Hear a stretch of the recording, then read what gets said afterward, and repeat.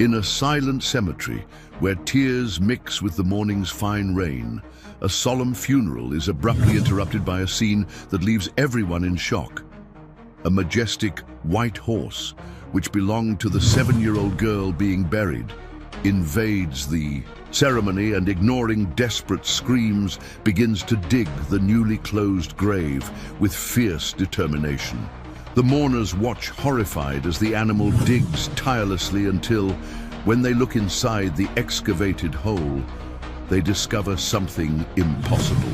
Something that leaves them in complete shock and makes them question who could have committed such an act. If you, like us, love animals, subscribe now to the channel so you don't miss any emotional stories. Thank you. Let's get back to our story. The fine morning rain wove a melancholic veil over Evergreen Memorial Park, where tears mingled. With the drops cascading down grief-stricken faces, the muffled sound of sobs echoed among the old headstones as a small white coffin was slowly lowered into the damp earth. Helena Reed, just 7 years old, was being laid to rest in a ceremony that was supposed to be the final farewell to a life cut short too soon. Her father, Edward Mason, stood erect as a statue beside the grave, his face a mask of controlled agony. At 45, the industrial magnate had built an empire based on absolute control of every situation, but today he seemed vulnerable before the inevitability of death. His immaculate black suit contrasted with the pallor of his skin, and his gloved hands firmly gripped the ivory cane he carried for elegance, not necessity. Across the grave, Martha Reed, Helena's maternal grandmother, observed her son-in-law with piercing eyes. At 70, she maintained the haughty posture that had always characterized her, but something in her gaze suggested a deep disquiet. Her trembling hands clutched an embroidered handkerchief, an heirloom from her own mother, as she whispered silent prayers for the granddaughter she loved unconditionally. Father Michael continued his solemn homily when a distant sound began to echo through the morning mist. First, it was only a barely perceptible rumor, like distant thunder. Then the sound intensified, transforming into the unmistakable gallop of hooves against the soaked ground. Those present raised their eyes, confused, searching for the source of the growing noise. Suddenly, through the fog that hung among the cypress trees, a majestic figure emerged that made everyone instinctively recoil. It was Tempest, the white horse Helena loved so much, his silver mane floating like silk in the wind as he galloped towards the group. His eyes, normally serene, shone with a wild intensity no one had ever witnessed. Edward stepped forward, extending a hand in an attempt to calm the animal, but Tempest ignored him completely. The horse passed right by him, as if the man were transparent and headed directly for the open grave. His movements were precise, determined, as if he knew exactly what he needed to do. The mourners watched in horror as Tempest began to dig at the soil with his front hooves, throwing damp earth in all directions. His whinnies echoed through the cemetery like cries of despair, a sound that sent shivers down anyone's spine. The animal dug with a fury that seemed supernatural, completely ignoring the shouts and attempts of those present to pull him away. John, the gravedigger, a simple man, tried to approach with a rope, but Tempest pushed him away with a sharp toss of his head, never stopping his digging. His hooves worked with surgical precision, removing layer after layer of earth as if following a specific mental map. With each movement of the animal, the silence among the mourners grew denser. Something was terribly wrong. Tempest's behavior was not that of a grieving animal, but rather of a creature driven by a purpose that transcended human understanding. His eyes glowed with a determination that spoke of knowledge, of hidden truths that only he seemed to perceive. Edward tried to approach again, this time shouting authoritative commands that always worked with the horse, but Tempest continued digging as if the man didn't even exist. Dirt flew in all directions, staining the elegant clothes of those present, who recoiled further and further, seized by a terrible premonition. When the horse's hooves finally reached the bottom of the grave, the sound that echoed was different from what was expected. It wasn't the dull thud of wood being hit, but the hollow echo of an empty space. Tempest stopped abruptly, raised his head, and let out a whinny that chilled the blood of everyone present. The most shocking truth came to light at that moment. There was no coffin buried there. The silence that followed the discovery was deafening.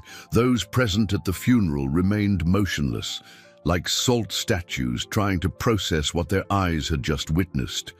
The empty grave seemed like an abyss that sucked all logic and reason from that solemn moment. Tempest remained at the bottom of the hole, his dilated nostrils exhaling vapor into the cold morning air, as if waiting for someone to finally understand his desperate message. Edward was the first to break the collective stupor. His voice, normally firm and controlled, came out trembling as he shouted at the gravedigger, "John, what does this mean? Where is my daughter's coffin?" His words echoed through the cemetery like a lament, but there was something in his tone that sounded more like panic than genuine surprise. John, the gravedigger, a 60-year-old man who had worked at that cemetery for over 3 decades, looked at the empty grave with an expression of complete perplexity. His calloused hands trembled as he approached the edge, trying to understand how this was possible. "Mr. Mason, I myself placed the coffin here last night. Everything was in order, I swear on my late wife's soul." Martha, Helena's grandmother, watched the scene with a mixture of shock and something that could be described as growing suspicion. Her keen eyes alternated between her agitated son-in-law and the horse that remained at the bottom of the grave, as if protecting something invisible. She had raised 5 children and lived long enough to recognize when something wasn't right. And at that moment, every fiber of her being screamed that this situation went far beyond a simple mistake. Tempest, as if sensing the weight of the gazes upon him, raised his head and emitted a low sound, almost a whimper, that made everyone's hearts clench. It wasn't a common whinny, but a vocalization charged with emotion, as if the animal was trying to communicate something urgent that only he understood. Father Michael, a kind man who had known the family for years, approached the grave with cautious steps. "My children, there is certainly an explanation for this. Perhaps the coffin was placed elsewhere by mistake." His words sounded weak even to himself, as he tried to maintain calm amid the growing chaos. Edward began to pace in circles, his hands nervously running through his perfectly combed hair. "This is an outrage, a scandal. How can there be such incompetence?" He gesticulated frantically, but Martha noticed that his complaints seemed more aimed at diverting attention than seeking genuine answers. Among the guests, whispers began to spread like wildfire. They were mostly neighbors and acquaintances of the family, people who had watched Helena grow up, and who now found themselves in a situation that defied all logic. Mrs. Carmen, the closest neighbor, clutched her husband Anthony's arm and whispered, "Anthony, did you see how that horse knew exactly where to dig? As if he knew." John, still trying to understand the situation, murmured more to himself than to others.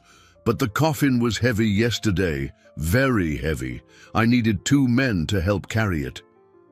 His words were heard by Martha, who immediately turned to him with renewed interest.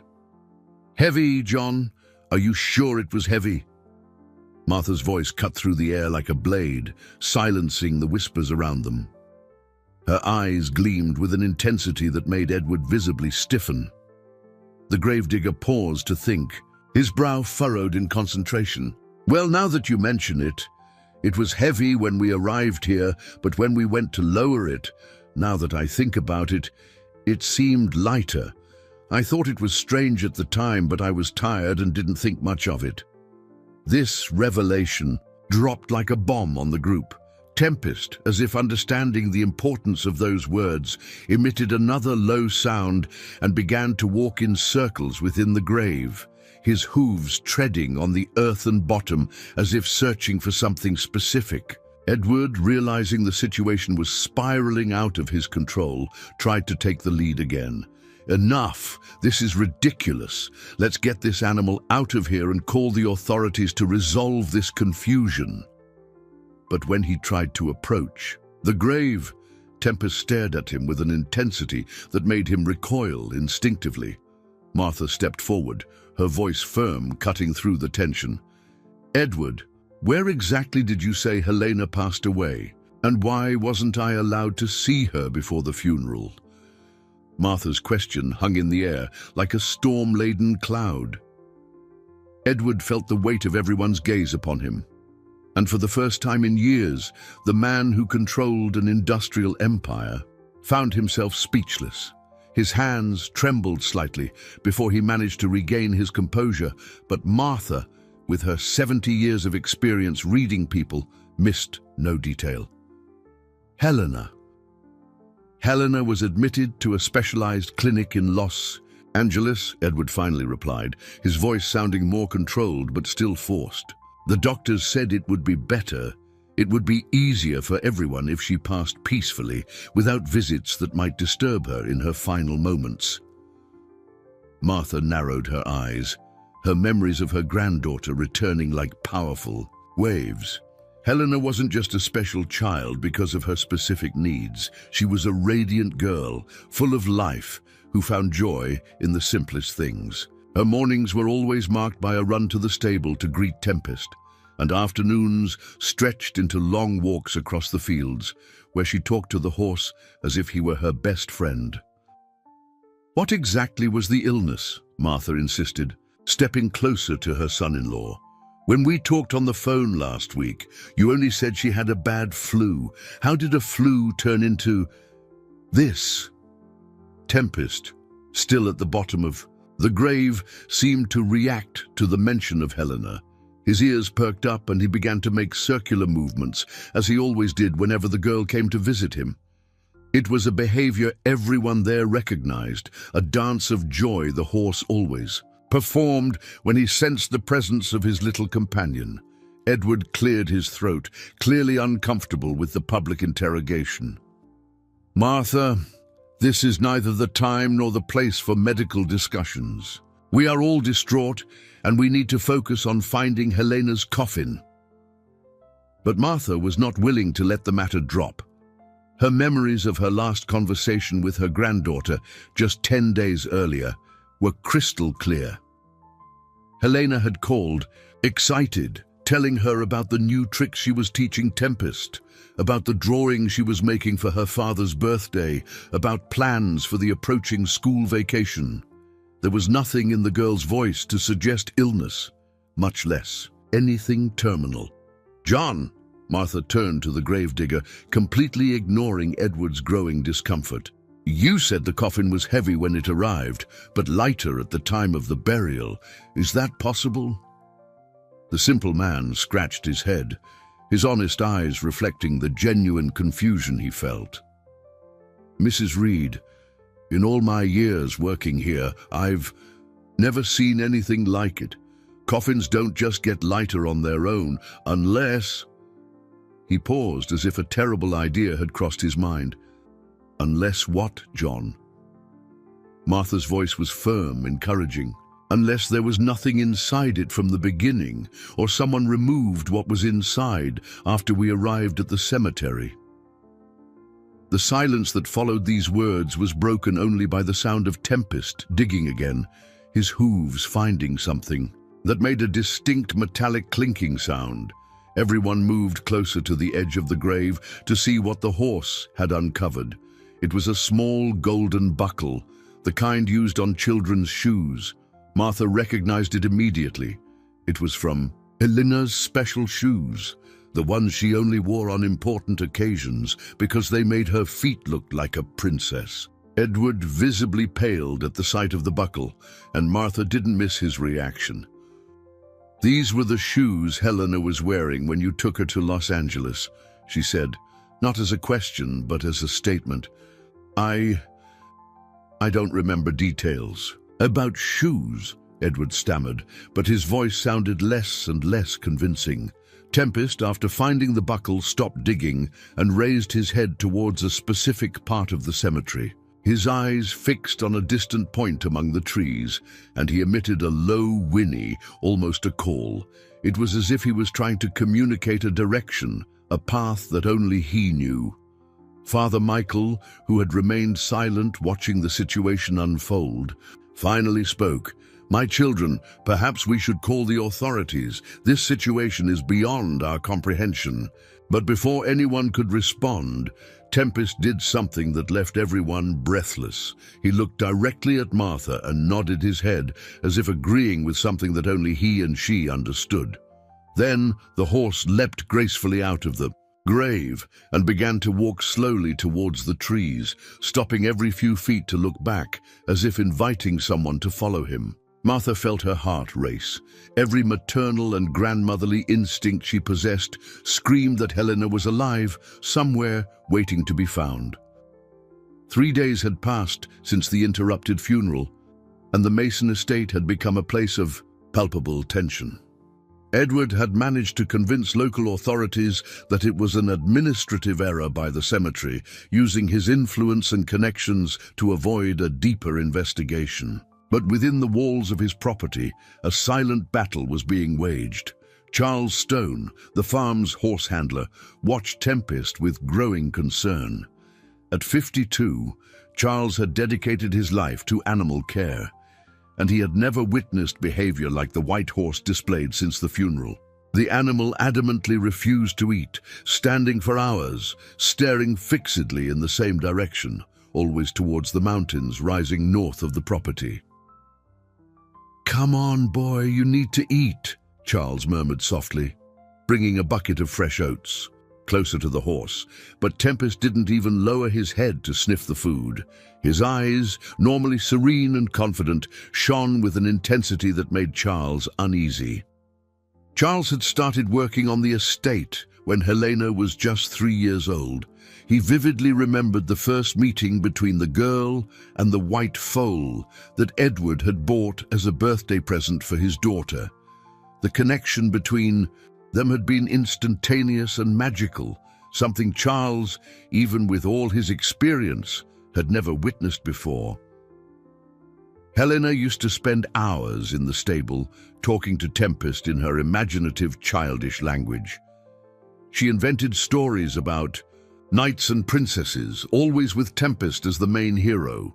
The horse, in turn, showed extraordinary patience and gentleness with the girl, allowing her to brush him, adorn his mane with flowers, and even nap leaning against his flank during hot summer afternoons. "Where is she? Isn't she?" Charles whispered to Tempest, gently stroking his neck. "You know she's not gone. You know she's somewhere needing help."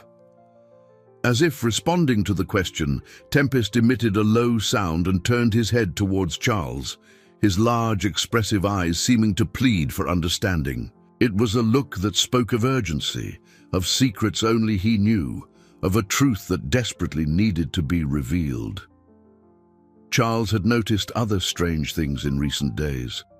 Edward, who used to visit the stables regularly to check on his award-winning racehorses, hadn't appeared once since the funeral. Furthermore, he had given specific orders for Tempest to be kept in his stall, claiming the animal was too disturbed to be let out into the pasture. But Charles knew horses better than anyone in the region, and he knew Tempest wasn't disturbed. He was determined. There was a crucial difference between the two states, and anyone with real animal experience would be able to perceive it.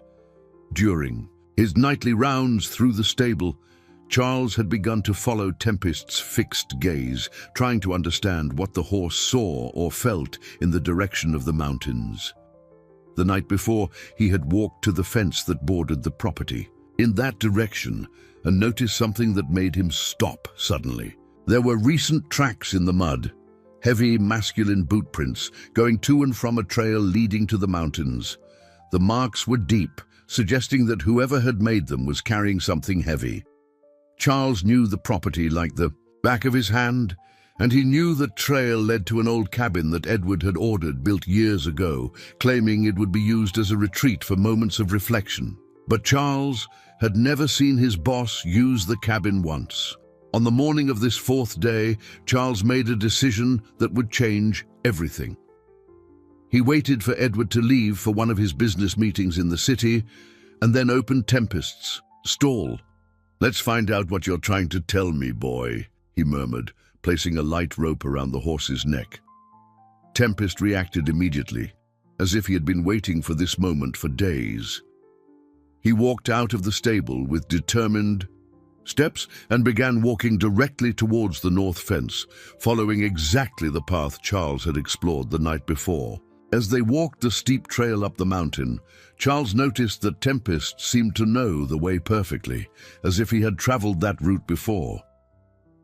The horse occasionally stopped, raising his head to sniff the air, and then continued with renewed determination. After 40 minutes of walking, they reached a clearing where the old wooden cabin stood among the trees.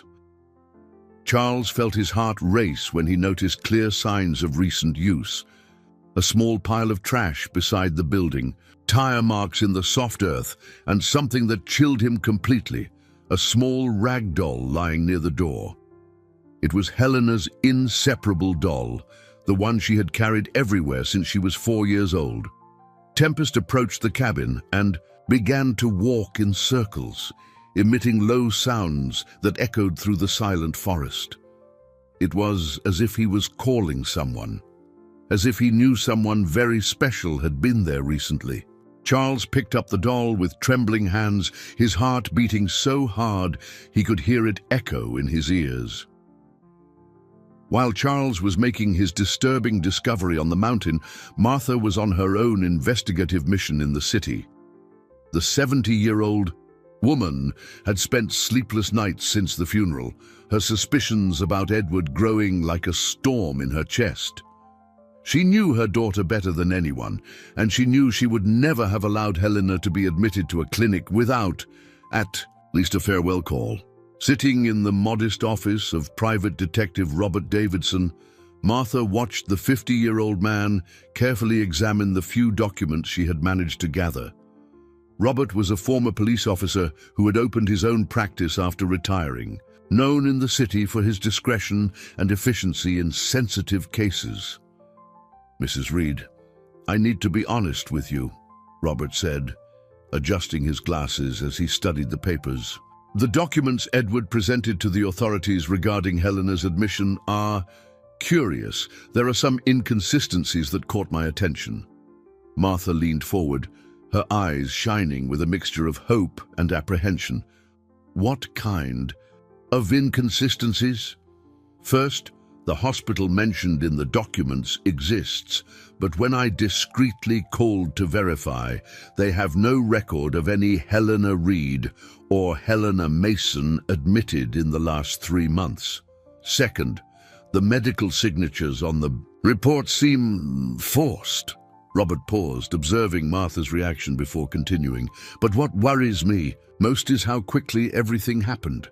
According to the documents, Helena was diagnosed with a terminal illness on a Monday and passed away on Thursday of the same week.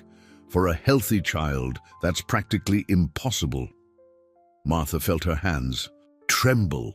She had always suspected something was wrong, but hearing professional confirmation of her suspicions left her simultaneously relieved and terrified.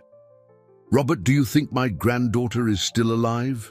The detective chose his words carefully. "Mrs. Reed, based on what I've seen so far, I believe there's a very real possibility that Helena has not died. The question now is to find out where she is and why Edward orchestrated this charade." As they talked, Robert's phone rang. It was one of his hospital contacts, returning his call about Helena. Martha watched the detective's face change as he listened to the information on the other end of the line. "I see. Yes, thank you very much." Robert hung up and turned to Martha with a grave expression. "Mrs. Reed, I just received very important information. Not only was Helena never admitted to that hospital, but the doctors whose names appear on the reports never worked there. The signatures are completely fake. Martha's world seemed to stop for a moment. The confirmation that Edward had faked Helena's death brought a devastating mix of relief and horror. Her granddaughter was alive, but that meant she was in danger at the hands of a man who had clearly lost all sense of humanity. "But why?" Martha murmured, more to herself than to Robert. Why would a father do that to his own daughter? Robert had investigated many cases throughout his career, including some involving dysfunctional families and financial matters. "Mrs. Reed, based on what I know about Edward Mason, I believe this may be related to his personal and professional life. He has international expansion plans for his company, and there are rumors of an imminent marriage to Victoria Sterling, the socialite." Martha knew Victoria superficially, a cold and calculating woman who made it clear she had no patience for children, especially those with special needs like Helena. "Do you think, Edward, that he did this to get rid of Helena? It's a possibility we need to consider," Robert replied gravely. "Children with special needs can be seen as obstacles by people obsessed with public image and social status." Martha felt nauseated at the thought of the coldness this represented. Helena was a sweet, innocent child who brought joy to everyone around her. The idea that her own father saw her as a problem to be eliminated was almost unbearable. "Robert, what do we do now?" she asked, her voice laden with determination despite the pain. "First, we need to find physical evidence to prove our suspicions. Second, we need to find out where Helena is being held, because if our theory is correct, she is in imminent danger." At that moment, Martha's phone rang. It was Charles, the horse handler, his voice trembling with excitement and fear. "Mrs. Reed, you need to come here urgently. Tempest led me to a cabin on the mountain, and I found Helena's doll, the one she always carried." Martha jumped up, her heart pounding. "Charles, are you sure it's her doll?" "Absolutely, Mrs. Reed. And there's more. There are signs that someone has been here recently. Food, trash, tire marks. This cabin has been used in the last few days." Robert, who had overheard the conversation, immediately stood up and grabbed his keys. "Mrs. Reed, I think we just found out where Helena is being held." As they rushed out of the office, Martha felt a mixture of hope and terror growing in her chest. Her granddaughter was alive, but every passing minute could be crucial to saving her from the hands of a man who had proven capable of anything. The dirt road leading to the Mason estate had never seemed so long to Martha. Sitting in the passenger seat of Robert's car, she clutched Helena's doll to her chest, her tears dampening the worn fabric that still held the faint scent of her granddaughter. Charles had come down from the mountain to meet them at the farm gate, his face etched with the tension of someone who had witnessed something that had changed his understanding of the world. "Mrs. Reed, when I found the doll, Tempest became very agitated," Charles explained as he led them along the steep trail. "He kept calling, making those sounds he only made when little Helena would hide from him during their games. It was as if he knew she was nearby but couldn't find her." Robert carefully observed every detail of the path, his former police experience making him notice things others might overlook. The tire marks in the mud were recent, probably 2 or 3 days old. There were overlapping footprints, suggesting multiple trips to the location. More disturbingly, he noticed small pieces of blue fabric caught in the bushes along the trail, the same color as the dress Helena wore in recent photos Martha had shown him. When they reached the clearing where the cabin stood, Tempest awaited them like a silent guardian. The white horse immediately approached Martha, gently nudging her shoulder with his muzzle, as if understanding that she was the only person there who could truly help Helena. The cabin was a simple wooden structure built years ago as a supposed retreat, but which had clearly been adapted for a much more sinister purpose. Robert approached the small window and peered through the dusty glass, using a handkerchief to avoid leaving fingerprints. "My God," he murmured, recoiling from the window with an expression of shock. "What is it? What did you see?" Martha asked, rushing to his side. Robert gently prevented her from looking. "Mrs. Reed, perhaps it's best if I describe it. There's clear evidence that a child was held captive here recently." Inside the cabin, Robert had seen a scene that deeply revolted him. A small bed with soiled sheets, half-eaten plates of food, and most disturbingly, cut ropes discarded in the corner. Ropes that had clearly been used to restrain someone. There were also empty vials of sedative medications scattered across the rustic table. Charles, who had remained silent until then, pointed to an area behind the cabin. "Mrs. Reed, there's one more thing you need to see. Tempest showed me." They followed the handler to a small space behind the structure, where the earth had been recently disturbed. In the middle of the moved soil, almost hidden among the leaves, were Helena's special shoes, the ones with the golden buckles that made her feet look like a princess. One of the shoes still had its buckle, but the other was missing it, explaining how the piece had ended up in the cemetery grave. Martha fell to her knees beside the shoes, her hands trembling violently. He took her shoes off. Why would he take her shoes off? Robert knelt beside Martha, his voice gentle but determined. "Mrs. Reed, I believe Edward used these shoes to lend credibility to the fake funeral. He needed something personal of Helena's to convince people she had actually died." Tempest approached the spot where the shoes had been found and began to sniff the ground intensely. Suddenly, he raised his head and let out a loud whinny that echoed through the forest, a sound that carried urgency and something that almost seemed like despair. "He's trying to tell us something," Charles observed, knowing the horse's behavior patterns well. "Tempest only makes that sound when he feels Helena is in immediate danger." Robert quickly stood up, his mind processing the evidence.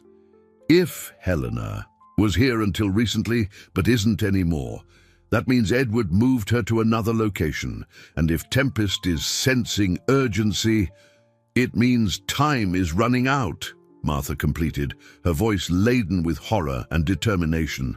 At that moment, they heard the sound of an engine approaching on the trail.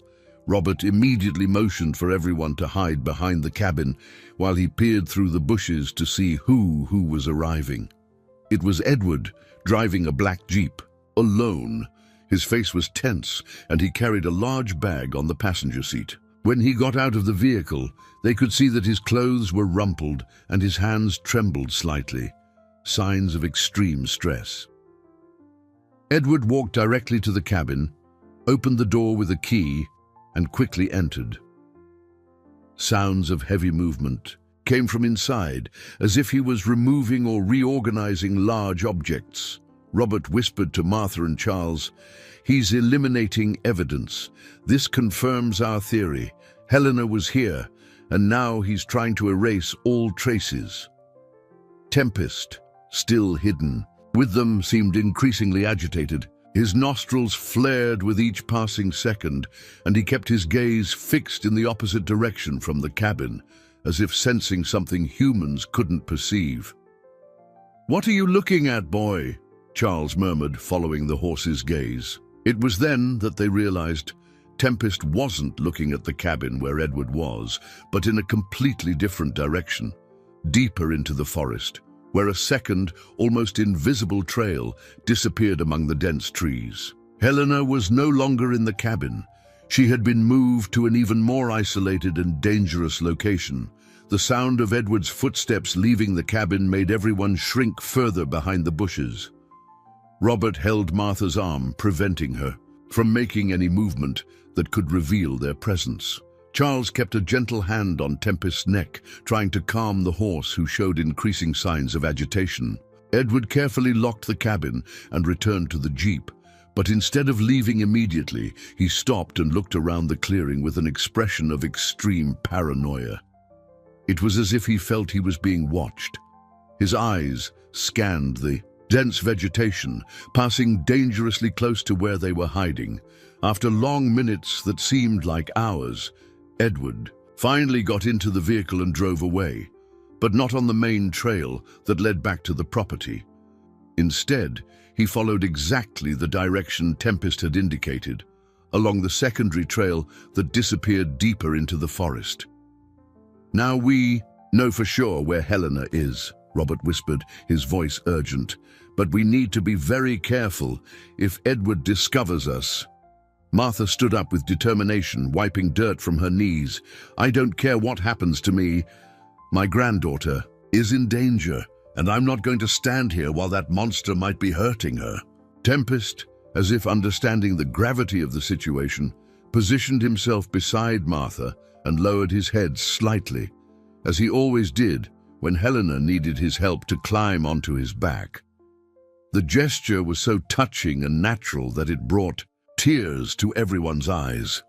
"He wants you to ride him," Charles observed with admiration. "Tempest knows it's the only way we can reach Helena in time." Robert, still cautious, checked his cell phone and confirmed what he already expected. There was no signal in the mountainous region. "I can't call for backup from here. We're on our own." The secondary trail was much steeper and more dangerous than the first. Centuries-old trees formed a thick canopy that blocked almost all sunlight, creating a dark and claustrophobic atmosphere.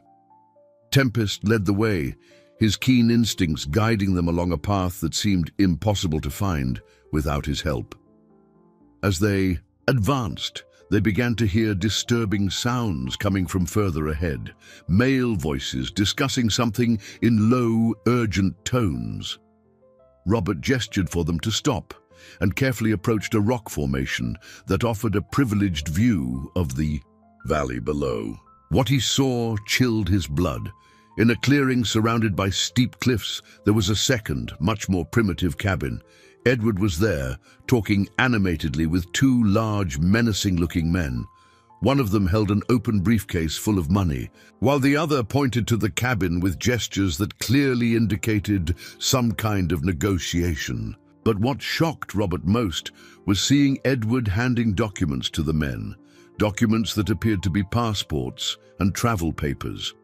It was obvious that some kind of transaction was being finalized, and the nature of that transaction was too terrible to fully contemplate. Robert crawled back to where Martha and Charles awaited with Tempest. "Mrs. Reed, the situation is more serious than we imagined. Edward isn't just hiding Helena, he's handing her over to other people." The words hit Martha like a punch to the stomach. "What do you mean? There are men down there receiving money and documents from Edward. They appear to be intermediaries, people who make children disappear permanently." The reality of the situation became crystal clear to all of them. Edward hadn't just temporarily kidnapped Helena out of shame or convenience. He was getting rid of her permanently, handing her over to people who would take her far away, where she would never be found. Tempest, as if sensing the growing urgency of the situation, began to show signs of extreme agitation. He struck the ground with his hooves, his dilated nostrils picking up scents humans couldn't detect. Suddenly, he raised his head and let out a loud, clear whinny that echoed throughout the mountain. The sound had an immediate and unexpected effect. From inside the primitive cabin below came a response, a small, weak voice, but unmistakably familiar, screaming, "Tempest! Tempest, I'm here!" It was Helena, alive, conscious, and clearly recognizing the voice of her dearest companion. Martha couldn't contain herself. Tears streamed from her eyes as she whispered, "My girl, my dear." "Helena!" But the joy of the moment was quickly replaced by terror when they saw Edward and the two men exiting the cabin, clearly alarmed by the child's scream. Edward gesticulated frantically, pointing in the direction from which the whinny had come. "They know we're here," Robert murmured, his former police mind already formulating escape and rescue strategies. It was then that Tempest made a decision that would change everything. Without warning, the white horse bolted down the slope towards the clearing, completely ignoring Charles's shouts for him to stop. His hooves thundered against the rocks as he descended like a white avalanche, his mane flying like war banners. The men below scattered in a panic when they saw the massive horse coming towards them. Edward yelled something inaudible and ran towards a third vehicle hidden behind the cabin. Tempest reached the clearing like a force of nature, positioning himself directly between the cabin where Helena was trapped and the men trying to escape. His whinnies echoed through the mountain like declarations of war, and for the first time since the funeral, he seemed truly fierce. It was the decisive moment. The battle for Helena's life had begun, and a white horse was her first and most improbable protector. The chaos that followed Tempest's arrival in the clearing was like an explosion of pure energy. The white horse moved with an agility and ferocity no one had ever witnessed, systematically blocking all attempts by the men to approach the cabin where Helena was trapped. His whinnies echoed through the mountains like battle cries, and his eyes glowed with a determination that bordered on the supernatural. Edward, in absolute panic, shouted contradictory orders to the two henchmen as he tried to reach the getaway vehicle. "Get that animal away! Grab the child and let's go!" His voice had lost all aristocratic composure, revealing the desperation of a man who saw his meticulously laid plans crumbling before his eyes.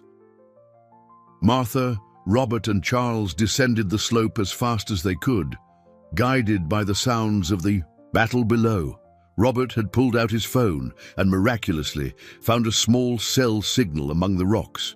With trembling fingers, he dialed the authorities as he ran. "This is Robert Davidson, former investigator. I need urgent backup in the mountains of the Mason estate. Minor abduction in progress. Repeat, child in imminent danger." Tempest, meanwhile, displayed impressive tactical intelligence. He had noticed that one of the henchmen was trying to go around the cabin to the right, so he strategically positioned himself to block that route. When the second man tried to approach from the left, the horse quickly spun and confronted him with a series of calculated kicks that made him retreat rapidly. From inside the cabin, Helena's voice continued to scream, "Tempest! I knew you'd come for me! I knew it!" Her voice, though weak, carried a joy and relief that touched everyone's hearts. The girl had kept faith in her companion, even in the darkest moments. Edward, realizing the situation was completely out of control, made a desperate decision. He grabbed a pistol from his vehicle's glove compartment and pointed it directly at Tempest. "Get away, or I'll shoot the horse." It was at that moment that Martha arrived at the clearing, closely followed by Charles and Robert. The sight of Edward pointing a gun at Tempest was too much for her to bear. "You monster! How can you threaten the only being who truly loves your daughter?" "Shut up, old woman!" Edward screamed, his mask of civility completely shattered. "Helena is my daughter, and I decide what happens to her. She's a burden, an obstacle to my future. Victoria would never accept a child like her." Edward's words echoed through the clearing like confessions from a lost soul. Charles, a simple man but with a pure heart, looked at his boss with utter disgust.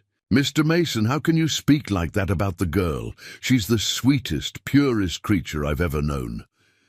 One of the henchmen, a large, brutal-looking man, tried to take advantage of the distraction to approach the cabin, but Tempest was alert. The horse quickly turned and delivered a precise kick that hit the man in the shoulder, making him cry out in pain and recoil.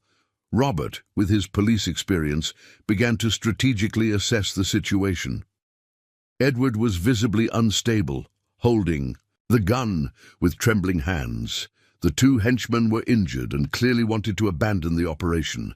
The advantage was shifting to their side, but they needed to be careful not to put Helena in greater danger. Edward, "Think about what you're doing," Robert said in a calm, authoritative voice. "Helena is your daughter. There's a way to resolve this without more violence." "There's nothing to resolve!" Edward shouted, tears of rage and despair streaming down his face. "My whole life has been planned to get where I am. Helena doesn't fit into those plans. She never fit."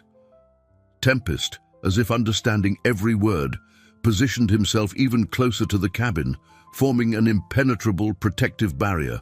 His muscles were tense, ready to react to any threat against Helena. It was then that something unexpected happened. The cabin door opened slightly, and a small hand appeared in the crack. Helena had managed to partially free herself from her restraints and was trying to get out. Her voice, though weak, reached everyone clearly. "Daddy, why are you doing this?" "To me, I just want to go home with Grandma Martha and play with Tempest." The absolute innocence of those words struck Edward like lightning. For a moment, his hand trembled and the gun lowered slightly. It was as if Helena's voice had temporarily broken through the wall of coldness he had built around his heart. But the hesitation lasted only seconds. The sounds of helicopters and sirens began to echo through the mountain. The authorities were arriving. Edward realized his time had run out, and desperation made him harden again. "If I can't have the life I want, then at least I'll make sure Helena doesn't ruin anyone else's life," he murmured, raising the gun again. Tempest seemed to sense the change in Edward's energy. The horse positioned himself directly between Helena and her father, his eyes fixed on the man who had become a threat to the child he vowed to protect. The final confrontation was about to happen, and everyone knew that the next few seconds would determine Helena's fate. Time seemed to freeze at that crucial moment. Edward held the gun with trembling hands, his mind clearly in conflict between the despair of a cornered man and the last vestiges of humanity that still remained in his soul.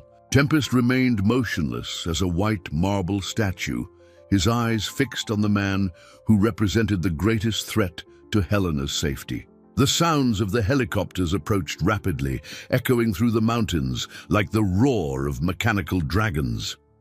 Edward looked at the sky with an expression of sheer panic, knowing that every second that passed diminished his chances of escape. The two henchmen, realizing the operation had failed completely, began to retreat towards the dense forest, abandoning Edward to face the consequences alone. "Don't abandon me!" Edward shouted at the fleeing men. "You were paid to finish this job!" But they had already disappeared among the trees, taking with them the briefcase full of money and leaving behind only the echo of broken branches and trampled leaves. Edward was alone, confronted for the first time in his life with the real consequences of his actions, without his money or influence to protect him. Helena, taking advantage of the distraction, managed to open the cabin door a little wider. Her appearance shocked everyone present. She was visibly thinner, her hair disheveled, and her clothes dirty and torn, but her eyes still shone with the same sweetness and determination that had always characterized her. "Tempest," she whispered, extending a small, trembling hand towards the horse. "You came to save me, didn't you? I knew you'd find me."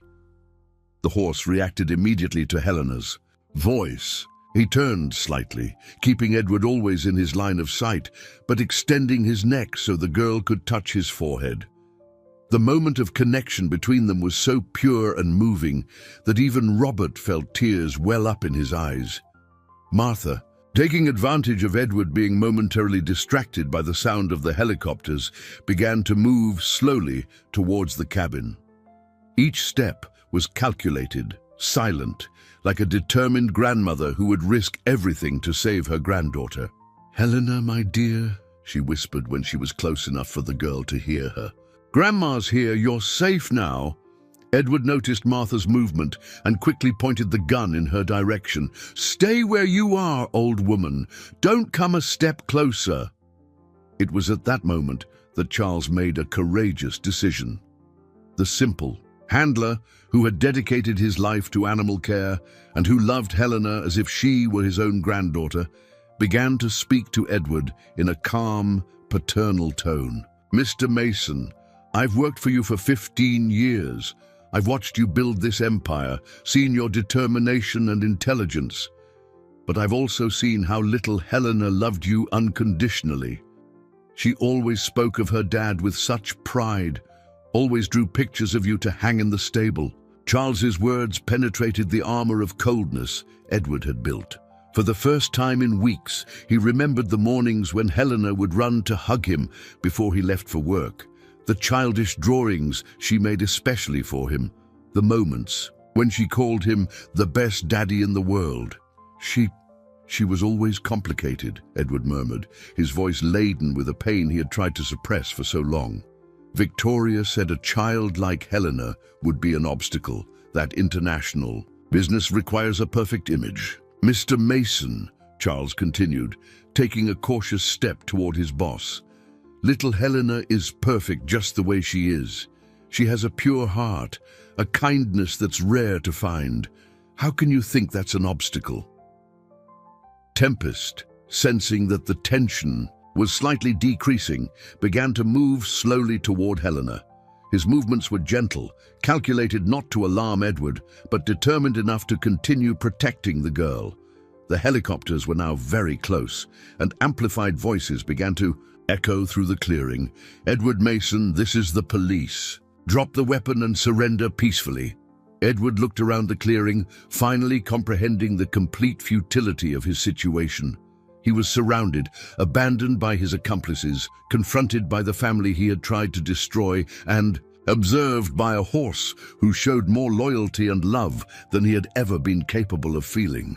I didn't want it to come to this," he whispered, his hands trembling violently. "I just wanted a simple life, without complications." Helena, with the courage only children possess, stepped completely out of the cabin and walked slowly towards her father.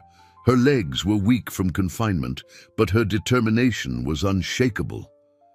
"Daddy," she said with her sweet, innocent voice, "I love you even when you're angry with me.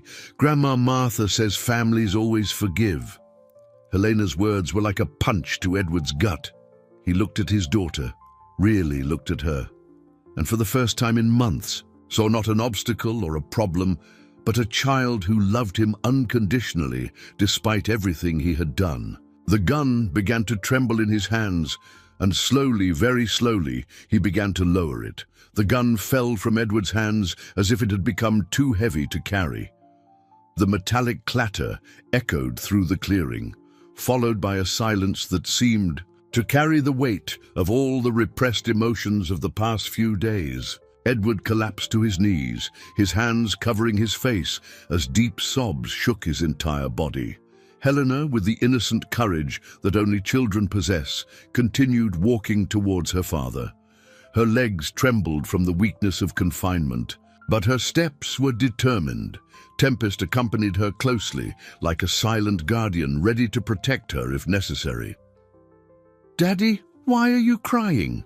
Helena asked, her small voice filled with genuine concern, even after everything she had been through. Her first instinct was to comfort her suffering father. Martha rushed to Helena, enveloping her granddaughter in a desperate embrace that seemed to try to make up for all the days of separation and fear.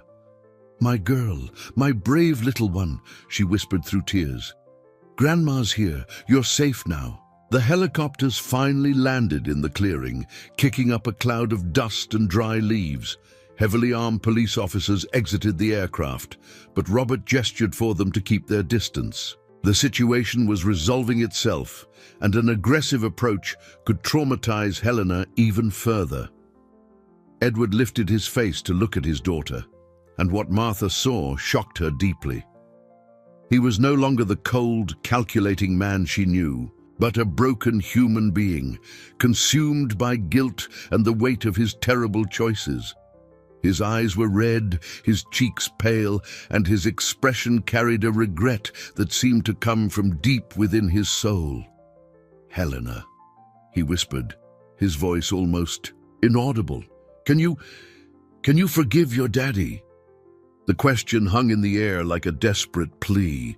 Charles, who had witnessed many emotional scenes in his simple life, felt his heart clench at the sight of such a powerful man reduced to begging a 7-year-old child for forgiveness.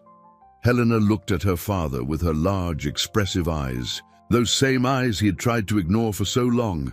Slowly, she released herself from Martha's embrace and approached Edward. With her small hands, she gently touched his face, wiping away his tears as she always did whenever she saw someone sad. "Daddy, my teacher at school said that forgiving is what people who love each other do. I love you, so I forgive you. But do you promise you won't ever take me away from home again?" The simplicity and purity of Helena's response completely broke through Edward's last defenses. He enveloped her in a desperate hug, whispering apologies repeatedly. "Forgive me, my princess, forgive me for everything." Daddy was very confused, very lost. "I promise I will never hurt you again." Tempest approached the two, lowering his head to gently touch Helena's shoulder.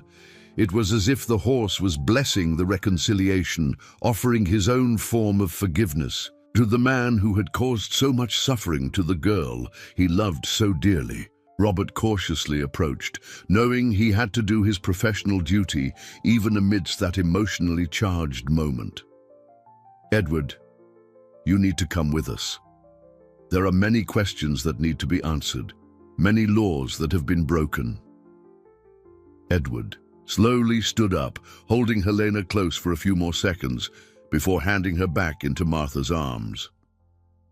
"I know," he said with a firm voice, for the first time in days, showing some dignity. "I know I need to pay for what I did. Just take good care of her. She deserves all the love in the world." The police approached to handcuff Edward, but he did not resist. Before being led away, he turned one last time to Helena. "Princess, Daddy will be away for a while, but I want you to know that you are the most precious thing in his life. Never doubt that." Helena waved goodbye to her father with a touching innocence, not fully understanding the gravity of the situation, but sensing that something important had changed between them. "Bye, Daddy. Tempest and I will wait for you to come back." As Edward was led towards the helicopter, Martha held Helena tightly, whispering words of comfort and love. Charles approached Tempest, stroking the horse's neck with admiration and gratitude. "Boy, you were the hero of this story," he murmured to the horse. "Without you, we would never have found our Helena." Tempest seemed to understand every word. He approached Helena and lowered his head, allowing her to hug him as she used to. The connection between them was stronger than ever, reinforced by the proof that their love could overcome any obstacle. Robert approached Martha, placing a gentle hand on her shoulder. "Mrs. Reed, Helena will need medical care and psychological support, but she is strong, and with all the love you show her, I'm sure she will make a full recovery." Martha nodded, tears of relief still streaming down her face. She's a fighter, as she always has been, and now she has Tempest back. She has her family. She has everything. She needs to heal. The sun began to set behind the mountains, painting the clearing with golden hues that seemed to symbolize a new beginning. Helena, leaning on Tempest, watched the lights of the helicopters preparing to depart, unaware that she was witnessing the end of a nightmare and the beginning of a new life. 2 weeks had passed since Helena's rescue, and the Mason estate had transformed into a completely different place. Under the legal guardianship of Martha, who had taken custody of her granddaughter, the large house had regained the sounds of childish joy that had been absent for so long. Helena's laughter echoed through the corridors, mingled with the soft sound of Tempest's hooves on the stone patio. Dr. Marina Hayes, the child psychologist recommended by Robert, watched Helena playing in the garden through the window of the office that now served as an improvised therapy room. The 40-year-old professional, specializing in childhood trauma, had been impressed by the girl's resilience, although she knew that the healing process would be long and delicate. "How is she adapting at home?" Dr. Hayes asked Martha, who occupied a comfortable chair beside the mahogany desk Edward used for his business. Martha looked out the window, watching Helena teach Tempest to dance to the tune of a song she hummed. "She still has nightmares, especially in the early hours of the morning. But when that happens, she asks to see Tempest, and that calms her down immediately." The connection between Helena and Tempest had become even deeper after the trauma. The horse seemed to have developed a sixth sense for the girl's emotional needs, always positioning himself close to the house during the night and reacting instantly when she needed comfort. Charles had become much more than a horse handler. He was now a loving, paternal presence in Helena's life. In the afternoons, he taught her how to care for the other animals on the property, always with Tempest carefully supervising every activity. "Mrs. Reed," Charles had said the previous morning, "the girl has a natural gift with animals. They trust her in a way I've never seen before. It's as if she speaks their language." Robert continued to visit regularly, no longer as a detective, but as a family friend who genuinely cared about Helena's well-being. He had become a positive male figure in her life, helping to partially fill the void left by her father's absence. Edward's trial was set for the following month, and although Martha knew it would be a difficult period, she was determined to protect Helena from any additional trauma. The lawyers had ensured that the girl would not have to testify in person, and that her testimony would be recorded in a safe and familiar environment. "Dr. Hayes?" Martha asked with evident concern in her voice. "Helena asks about her father. Sometimes. How should I respond?" The psychologist chose her words carefully. "Age-appropriate honesty is essential. Helena is an intelligent and perceptive child. She knows that something very serious happened, but she doesn't need to know all the sordid details." During her individual sessions with Helena, Dr. Hayes had been impressed by the girl's emotional maturity. Using art therapy techniques, Helena had created drawings that told her own version of the story, always with Tempest as the central hero, always with an ending where the whole family was reunited and happy. "Tempest is my guardian angel," Helena had explained during a session, carefully coloring the horse's silver mane in her drawing. "He always knew where I was, even when I didn't know where I was." Robert's investigations had revealed disturbing details about Edward's plans. Victoria Sterling had been questioned and admitted partial knowledge of the scheme, but claimed she never imagined Edward would go to such drastic extremes. She had called off the engagement immediately and left the country, thus avoiding further legal complications. Edward's company was being managed by a temporary board of directors, and all assets were being evaluated to ensure Helena's financial future. Ironically, the girl he had seen as an obstacle to his wealth would now be the heiress to the entire empire he had built. "Money can't buy back lost time," Martha reflected to Dr. Hayes. "But at least it will ensure that Helena has all the opportunities she deserves when she grows up." At the special needs school where Helena had been enrolled, teachers reported remarkable progress. Her concentration had improved, and she showed extraordinary empathy for other children facing similar challenges. "Helena has an inner light that no trauma could extinguish," her main teacher commented during a meeting with Martha. "She helps other children when they are sad and always talks about Tempest as if he were magic." At night, when Martha tucked Helena into bed, they developed a special ritual. Helena would tell a story about her imaginary adventures with Tempest, always involving missions to help other animals or children in need. It was her way of processing the trauma by transforming it into narratives of heroism and hope. "Grandma," Helena had said the night before, her eyes shining with the premature wisdom that suffering sometimes brings to children.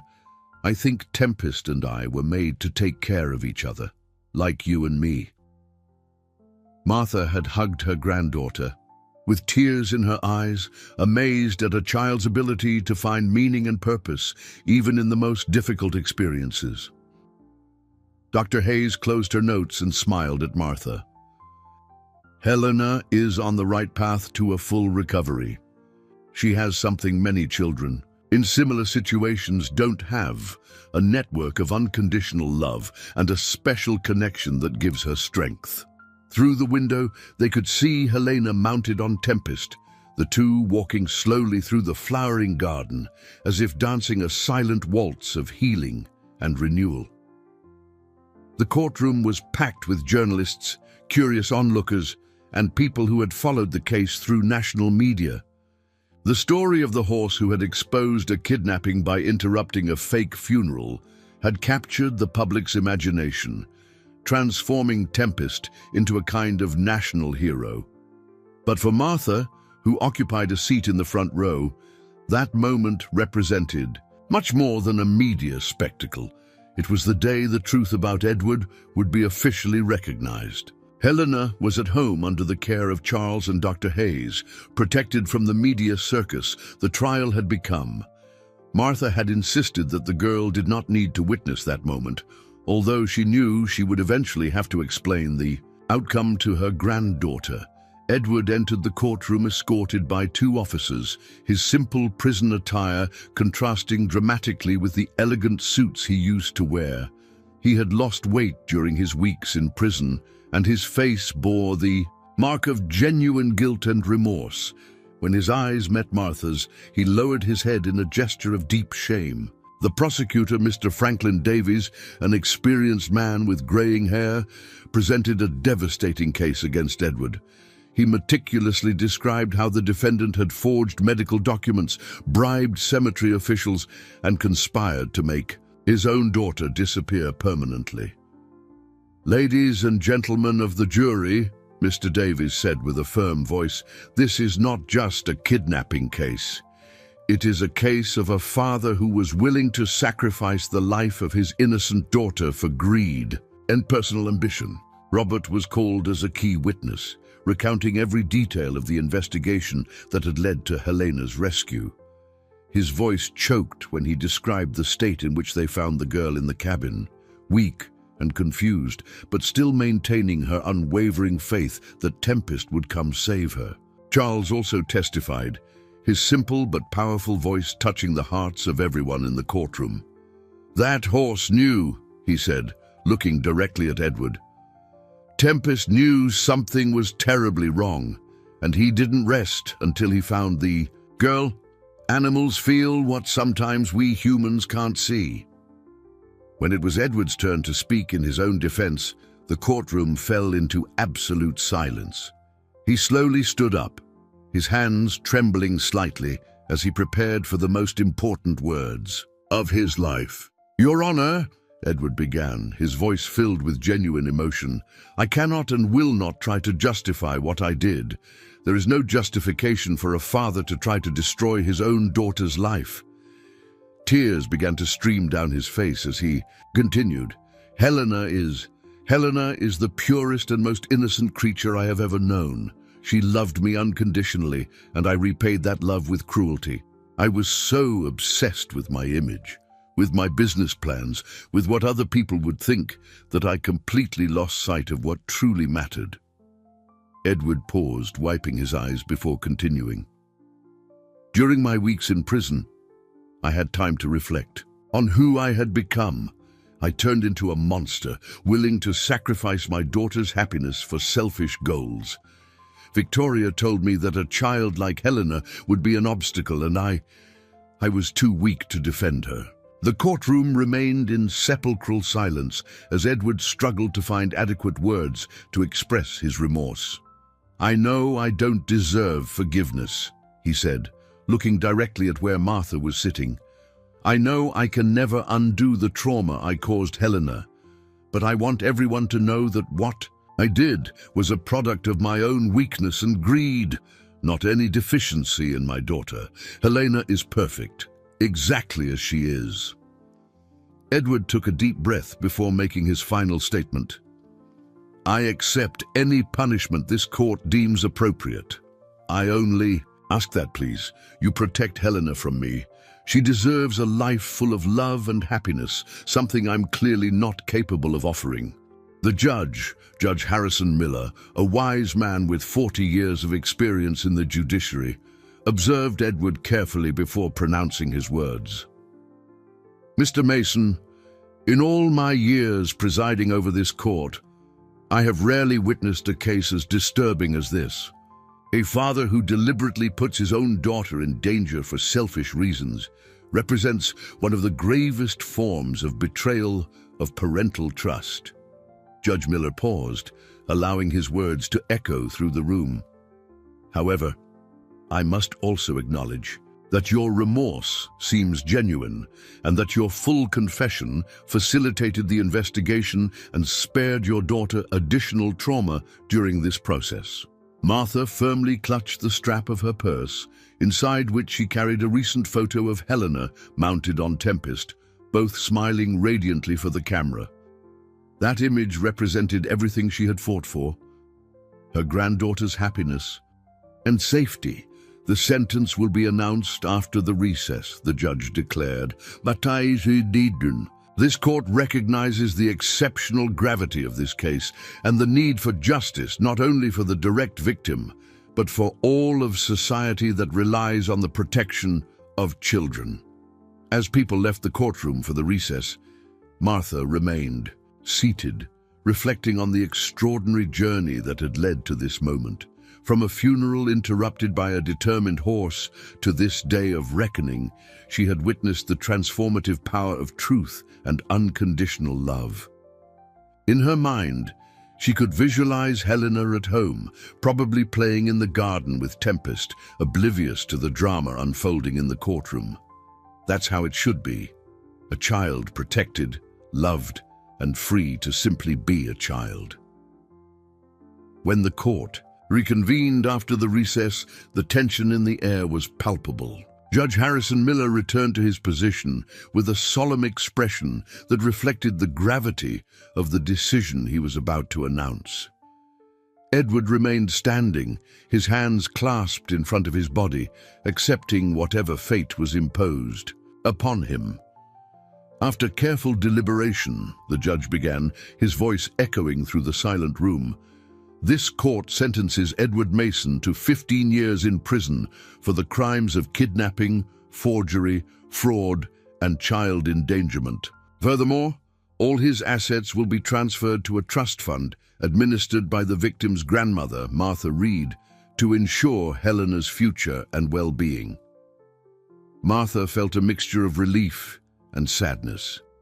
Justice had been done, but she felt no joy in Edward's downfall, only a deep satisfaction that Helena would now truly be safe. The court also determines, Judge Miller continued, that the defendant may receive supervised visits from his daughter should she express a desire to see him, but only after a full psychological evaluation and professional recommendation.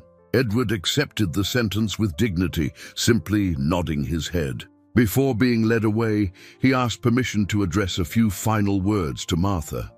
Mrs. Reed, he said, his voice filled with sincerity, please tell Helena that that I love her more than anything in this world, and that perhaps one day when she is older she can understand that I was sick, lost, but that never meant she wasn't perfect and loved. Martha nodded, tears in her eyes. Edward, perhaps you will find peace in prison. And perhaps with time, Helena can find a way to reconcile the father she loved with the man who hurt her.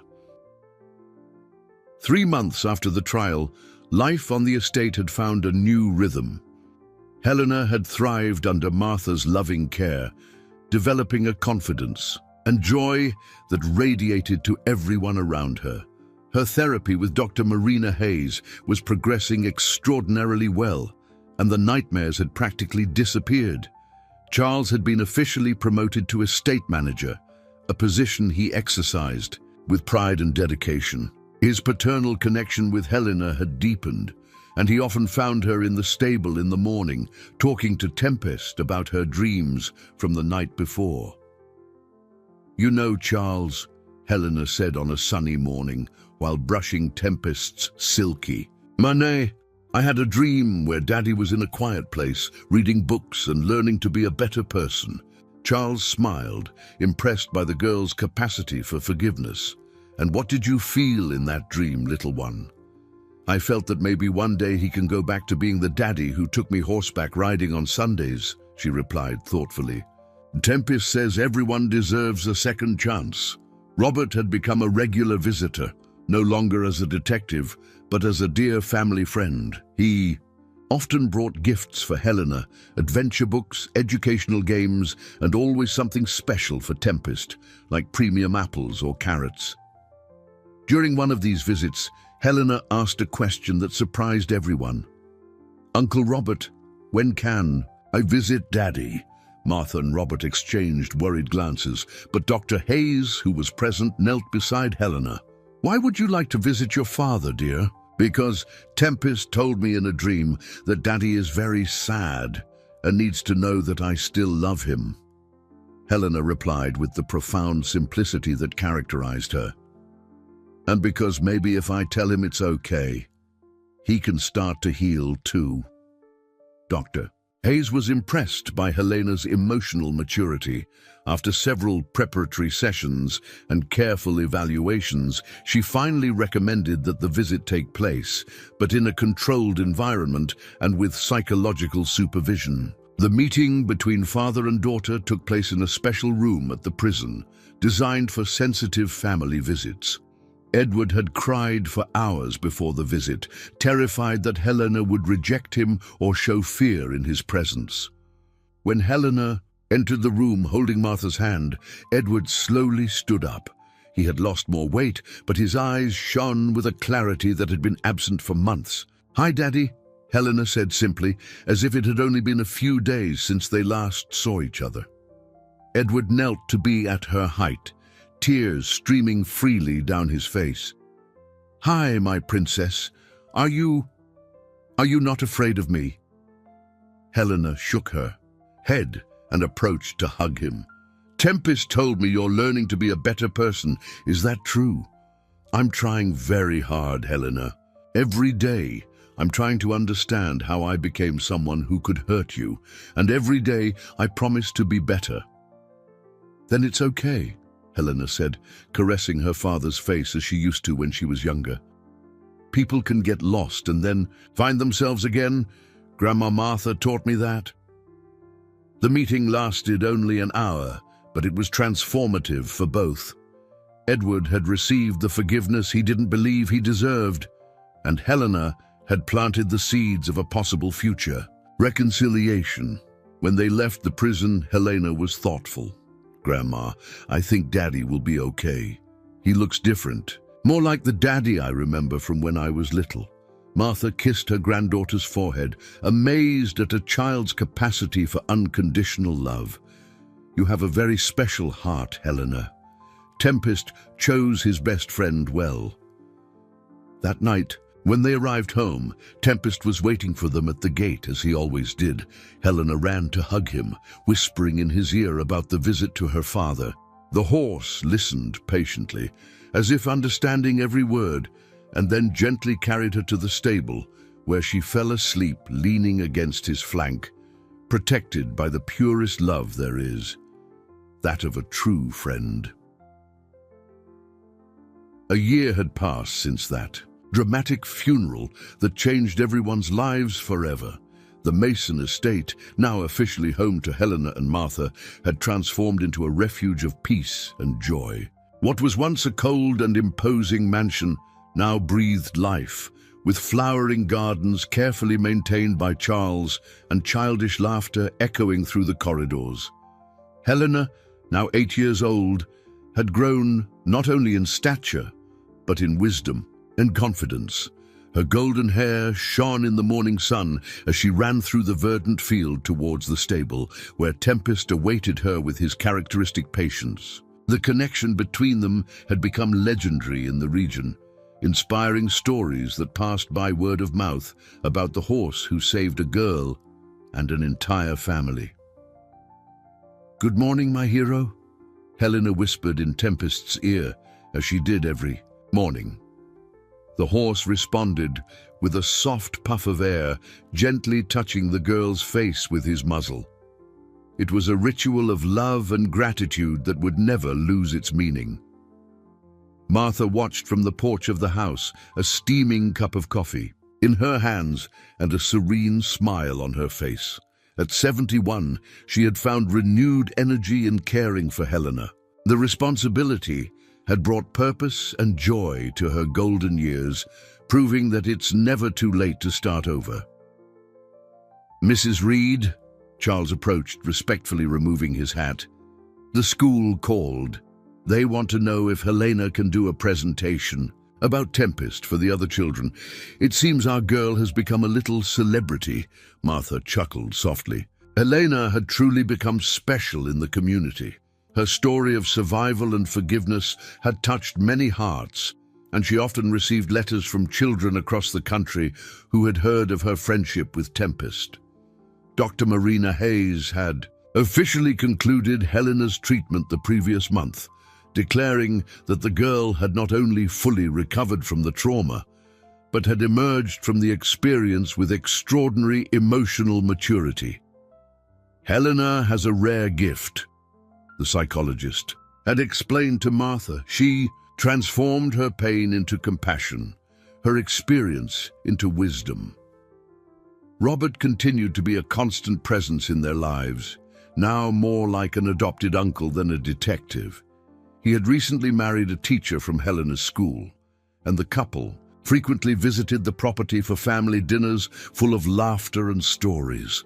Edward had undergone a remarkable transformation in prison. He participated in rehabilitation programs, studied child psychology to better understand Helena's special needs, and wrote weekly letters to his daughter, letters full of love, regret, and hope. Helena responded to all of them, her simple but profound words demonstrating a forgiveness that continued to heal her father's heart. "Daddy is learning to be kind to himself," Helena had explained to Martha after reading the most recent letter. "He says Tempest taught him that everyone deserves love, even people who make big mistakes." The property had become a sanctuary, not just for Helena, but for other children with special needs. Martha had established an equine therapy program where local children came to interact with Tempest and other horses under the supervision of specialized therapists. Helena frequently helped as a little mentor, sharing her special connection with the animals. "Did you see how Joaquin smiled when Tempest touched his hand?" Helena had commented enthusiastically after a recent session. "Horses know when someone needs a friend." On this special anniversary morning of the truth's discovery, Helena had prepared a surprise. She led Tempest to a special spot in the field, the same point where the horse had first stopped to look towards the mountains, sensing something was wrong. "Tempest," she said solemnly, placing a flower crown she had made on the horse's head, "you are my hero forever. Thank you for never giving up on me." The horse remained still as Helena adorned him, as if understanding the importance of that moment. Then, as if responding to her gratitude, he lowered his head and gently touched the girl's heart with his muzzle, a gesture that symbolized the eternal connection between them. Martha approached, carrying a special letter. "Helena, something arrived for you today." It was an official letter informing that Helena had been invited to receive a Children's Medal of Courage from the state government, and that Tempest would be honored as Animal Hero of the Year. The ceremony would take place in the state capital, and the entire family was invited. "Grandma," Helena said after hearing the news, "can I ask for something special?" "Of course, my dear. What would you like?" I want Daddy to know about the medal.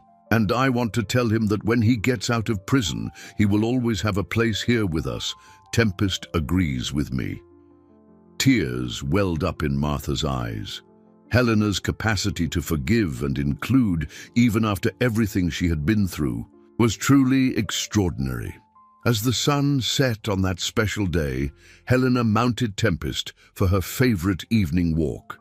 They headed to the top of a small hill that offered a panoramic view of the property. There she sat on the soft grass, leaning against the horse's warm flank, watching the golden colors of the sky. "You know, Tempest," she whispered, "I think our adventure taught us something very important, that no matter how lost or scared we get, there's always someone who loves us enough to find us." The horse turned his head slightly to look at her, his large, expressive eyes reflecting all the wisdom and love that had guided their journey since that terrible day in the cemetery. As the first stars began to appear in the darkening sky, Helena and Tempest remained there, two friends who had faced the darkness together and emerged into the light, proving that true love and unwavering loyalty can triumph over any adversity. The story that had begun with tears and despair ended with hope and renewal, a testament to the transformative power of unconditional love and unwavering faith.